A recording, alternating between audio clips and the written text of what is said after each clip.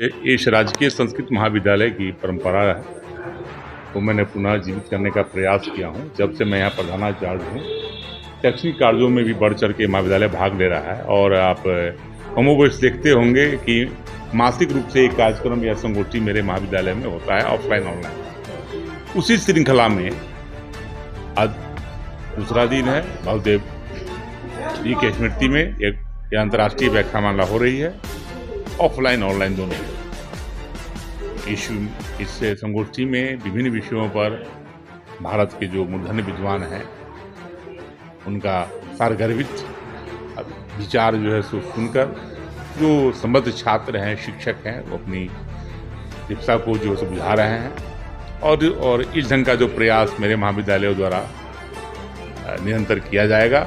और जब तक मैं हूँ मैं प्रयास करूंगा कि इस प्रकार का कार्यक्रम होता रहे और छात्र छात्राओं को लाभ मिलता रहे। आचार्य जी के जीवन से क्या इसमें निश्चित रूप से 1914 में उनका जन्म हुआ था वासुदेव जी का।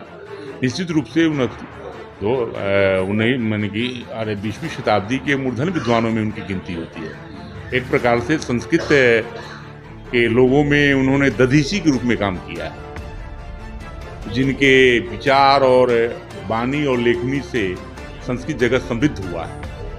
और उनकी परंपरा को जो भी विद्वान है वो आगे बढ़ा रहे हैं, और हम लोग भी चाहते हैं कि उस परंपरा को आगे बढ़ाएं।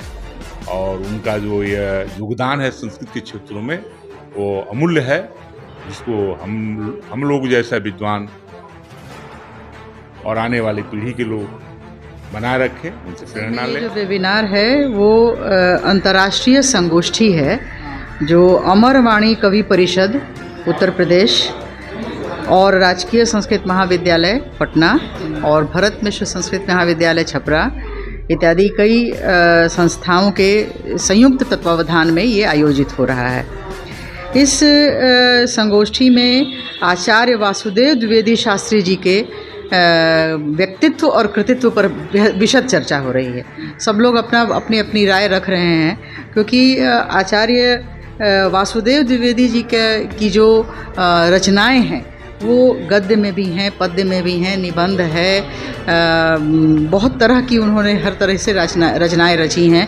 और वो आज के वर्तमान परिवेश में छात्रों के लिए भी और शिक्षकों के लिए भी बहुत अधिक सारगर्भित है और बहुत ही अधिक प्रासंगिक है।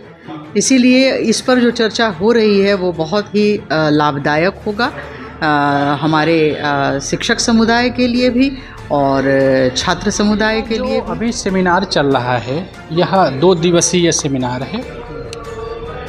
ये अमरवाणी कवि परिषद बागपत, चातुर्वेद संस्कृत प्रचार संस्थान काशी, राजकीय संस्कृत महाविद्यालय पटना और भरत मिश्र संस्कृत महाविद्यालय छपरा और भारत संस्कृत समवाय, इन 5 संस्थाओं के द्वारा यह 2 दिवसीय संस्कृत का यह सेमिनार आयोजित हुआ है। इस तरह का सेमिनार आप लोग हमेशा करते हैं, इसका उद्देश्य क्या होता है, क्या आप बताना चाह रहे हैं? यह सेमिनार का उद्देश्य है कि हमारा यह 2 देश है, भारत देश है। भारत देश की जो संस्कृति है, भारतीय संस्कृति, यह संस्कृत ग्रंथों में निबद्ध है। भारतीय संस्कृति को जानना है तो संस्कृत को जानना होगा, और संस्कृत को जानना है तो हमें संस्कृत भाषा को जानना होगा, क्योंकि संस्कृत के सारे ग्रंथ, जितने भारतीय ग्रंथ हैं, सब संस्कृत में है। तो संस्कृत को जाने बिना ग्रंथों को कैसे जानेंगे? ग्रंथ को नहीं जानेंगे तो संस्कृति को नहीं जानेंगे। तो 1914 में प्रतंत्र भारत में ही एक बहुत बड़े विद्वान उत्पन्न हुए, उनका आविर्भाव हुआ, पंडित वासुदेव द्विवेदी शास्त्री, जिन्होंने संस्कृत प्रचार प्रसार के लिए, संस्कृत भाषा के प्रचार प्रसार के लिए अपना संपूर्ण जीवन समर्पित कर दिया और देश के कोने कोने में पहुंच करके संस्कृत की अलख जगाई। और बनारस में, काशी में सार्वभौम संस्कृत प्रचार संस्थान की संस्थापना की और वहाँ अनेक बच्चों को रख करके संस्कृत भाषा की मौलिक स्वरूप से लेकर के आधुनिक स्वरूप को बताया। और आज उनके पढ़ाए छात्र, जितने छात्र हैं उनके शिष्य, आज जितने भी भारत के प्रतिष्ठित संस्थान हैं, चाहे जवाहरलाल नेहरू विश्वविद्यालय हो, दिल्ली यूनिवर्सिटी हो, चाहे काशी हिंदू विश्वविद्यालय BHU हो, चाहे कलकत्ता गुवाहाटी विश्वविद्यालय हो, चाहे कामेश्वर सिंह दरभंगा बिहार का विश्वविद्यालय हो, पटना विश्वविद्यालय हो, जितने विश्वविद्यालय भारत में है या भारत से बाहर हैं, उन विश्वविद्यालयों में संस्कृत के उच्चतम पदों पर उनके ही शिष्य विराजमान हैं। और उन्होंने सैकड़ों ग्रंथ लिखे। जो कल्पना आज के लोग कर सकते हैं उन्होंने उसी समय किया।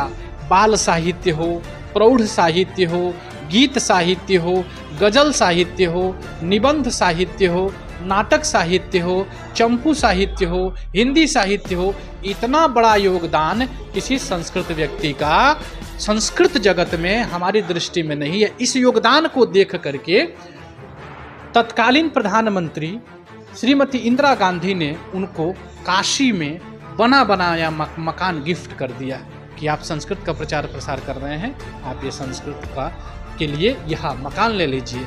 अटल बिहारी वाजपेयी जी उनके मित्र थे। उन्होंने संकल्प लिया था कि द्विवेदी जी जब तक इस धरती पर रहेंगे तब तक उनको मैं 50,000 रुपया उस समय मैं 1 साल का उनको भोजन पानी के लिए दूंगा।